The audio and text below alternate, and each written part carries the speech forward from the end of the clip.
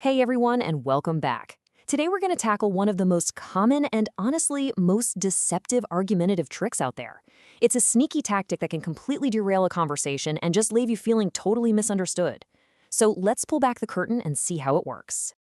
You know that feeling, right? You're in a discussion, you lay out your point as clearly as you can, and the other person just attacks a version of your argument that you never even made.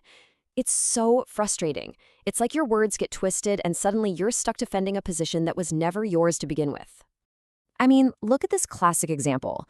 You suggest something totally reasonable, like, hey, we should use more technology in classrooms. And the response you get is, so you want to fire all the teachers and replace them with computers? Whoa, that distortion right there, that's the heart of the problem we are dissecting today. Well, this logical fallacy actually has a name, and it's a really visual one, the straw man. Just picture someone in a field building a flimsy scarecrow out of straw, knocking it over with one easy punch, and then celebrating like they've won a major fight. That is exactly what's happening in these arguments. Okay, so here's the official definition. It's all about creating a weaker, totally fabricated version of your argument, that's the straw man, and then attacking that instead of what you actually said. Now, it's not always some malicious pre-planned strategy. Sometimes it's just an unconscious bias, right? A way for someone to simplify a complex idea they don't quite get. But honestly, whether it's on purpose or not, the result's the same. It looks like they've won the debate when really, they never even got close to your original point. And you'll find it's usually built in 3 easy steps. First, they misrepresent your point. Then they simplify it, stripping away all the important details and nuance. And finally, they distort it into something that sounds kind of ridiculous. That's pretty much the blueprint for every straw man argument you'll ever encounter. And listen, this isn't just some abstract thing you learn about in a debate class. Oh no. You see strawmen everywhere, from high-stakes political fights to little arguments you might have over dinner, or, of course, online. Let's go look at a few of their natural habitats. In politics, oh man, it's a go-to move. A detailed, nuanced argument for something like environmental policy gets blown up into an attack on the entire economy. So the focus shifts from, say, protecting the planet to this completely made-up, scary consequence, which is, of course, much easier to argue against. The media can be a big player in this too, often in a single headline.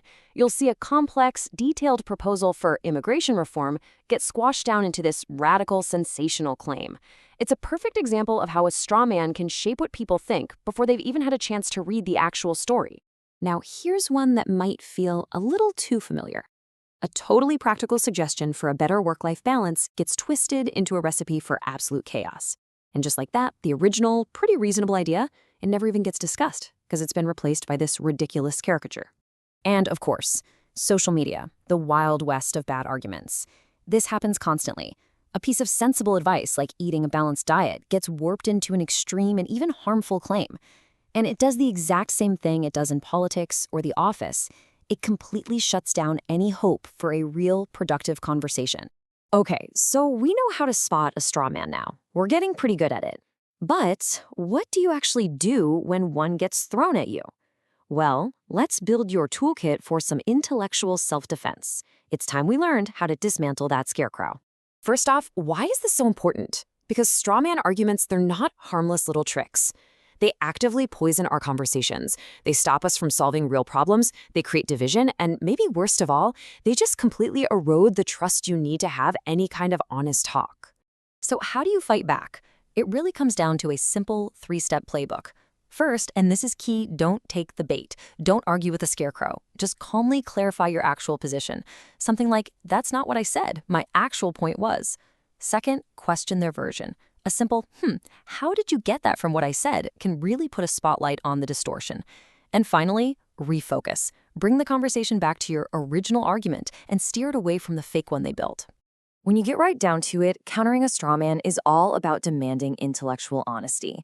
It's about insisting that we all engage with each other's actual ideas. The strong, real arguments, not these flimsy, fake versions we build just so we can knock them down.